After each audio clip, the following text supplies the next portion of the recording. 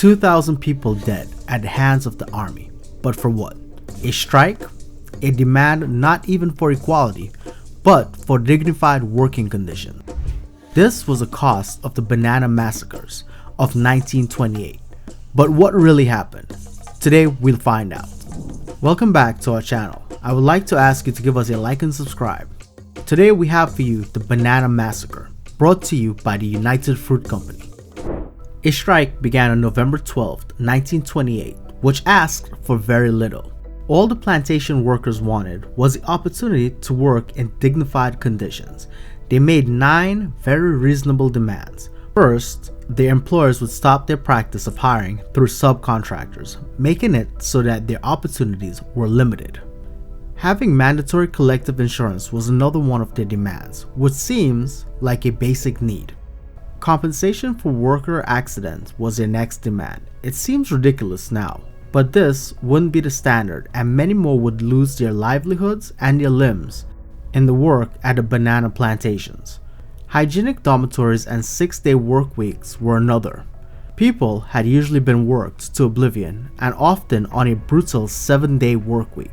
Another simple request was to increase the daily pay for workers who earned less than 100 pesos per month, significantly less than the average and below the poverty line. Weekly wages were a debatable condition in our society today, but a standard rate for white workers of the time. Racism was at the core of many of the Banana Massacre problems. Abolition of the office stores and the abolition of payment through coupons rather than money were the next 2 terms, allowing for some financial freedom as to where their money went. Improvement of hospital services was the final request. As you can see, their demands were hardly anything over the top. Don't you agree with that? It was the largest labor movement ever witnessed in the country until then, with high-profile members from the socialist and communist parties. The response did not simply come from a no. An army regiment from Bogota was dispatched by the government in reply. This was done because the behavior was deemed subversive, or in other words, disruptive to the system.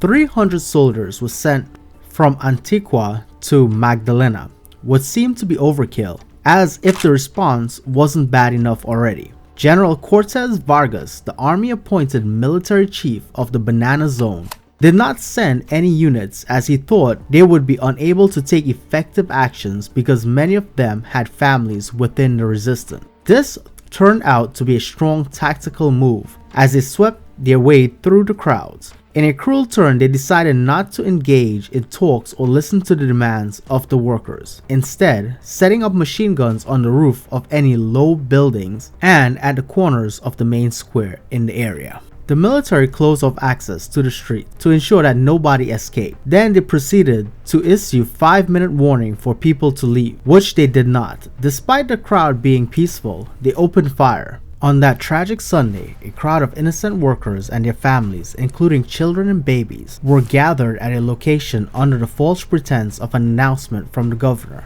However, they were met with an unprovoked attack, leaving many killed and injured. The official number of casualties reported was 47, but it is believed to be much higher, possibly as many as 2,000. This senseless act of violence is made even more tragic by the fact that these victims were not even protesting at the time and were simply there to attend Christian Mass. The treatment of these innocent victims following the massacre is also deeply disturbing. Reports indicate that their bodies were thrown into the sea and denied proper burials. The lack of respect and dignity for the lives lost is unacceptable, and those responsible should be held accountable. The families and loved ones of these victims has been denied closure and the opportunity to grieve properly. It is important to remember and honor the memory of these innocent victims. They were not just numbers. They were people with families, friends, and loved ones. They were denied basic standards of respect and dignity that all human beings deserve. This tragedy serves as a reminder of the exploitation and oppression faced by workers, especially immigrants in the early 20th century. The Banana Massacre is a stain in history and should never be forgotten. The memory of the victims should be honored, and their loss should serve as a reminder of the importance of fair treatment and justice for all workers. The Banana Massacre is a call to action to ensure that such atrocities never occur again. We must strive to create a society where workers are treated with dignity and respect, and where their rights are protected. The tragic loss of innocent lives in the Banana Massacre should serve as a reminder of the importance of standing up for justice and equality. Thank you for watching, and we look forward to seeing you in our next video.